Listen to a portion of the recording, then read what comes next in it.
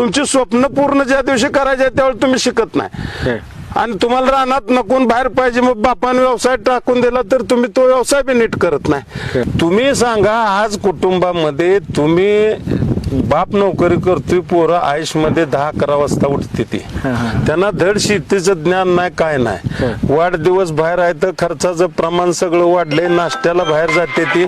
ह्या सगळ्या बाजू ज्या वेळेला तुम्ही बघताना ती पोरग उद्या काय करेल हे तुम्हाला कायच माहित नाही.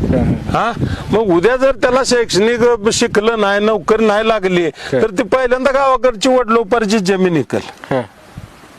तर तुम्ही शेतात असल्यावर तुम्हाला सुरुवातीपासून माहित राहते आपणाला विहीर आहे बोर आहे शेजारच्याच डाळिंब आहे ती पैसे मिळवतोय त्यानं ह्या वर्षी डाळिंबावर पैसे झालं त्याचं मिरचीवर झालं त्यानं 4 चाकी गाडी घेतली मग आपण बी त्याच्यामुळं काय तर लावूया. शेतात 100% नोकरीपेक्षा शेती नोकरी ही एकाच माणसाला असत्या. शेती ही पिढ्यानपिढ्या समोरच्या पिढीला सुद्धा आपण हस्तांतर करतोय.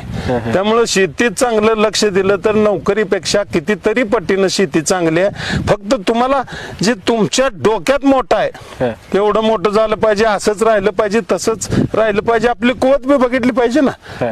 मग आपणाला असंच पाहिजे तसंच पाहिजे म्हणजे शाळेत शिकलं पाहिजे MPSC UPSC केल्या पाहिजेत कलेक्टर झालं पाहिजे. तुमची स्वप्न पूर्ण ज्या दिवशी करायचे त्यावेळी तुम्ही शिकत नाही आणि तुम्हाला रानात नकून बाहेर पाहिजे मग बापाने व्यवसाय टाकून दिला तर तुम्ही तो व्यवसाय बी नीट करत नाही. मग नक्की काय केल्यावर तुम्हाला पैसे मिळणार हा काही न करता कुणालाही जगात काय मिळत नाही. तुम्हाला शेती केली तर कष्टच करावं लागणार आहे नोकरी केली तर गाव घर सोडूनच जावं लागणार आहे. सगळ्या गोष्टी तुम्हाला कराव्या लागणार आहे त्या. आज मुली सुद्धा म्हणते त्या मला नोकरीला पाहिजे. आता समजा सिव्हिल इंजिनियर आहे आणि तुम्ही आता ह्याच्यातच आहे समजा ही पाईपलाईनचं काम घेतलंय त्या पाईपलाईन वर इंजिनियर आहे दिवसभर माळाला थांबतोय ना दिवसभर माळाला थांबतोय ना कशासाठी थांबतोय पगारासाठीच थांबतोय पैशासाठीच थांबतोय ना.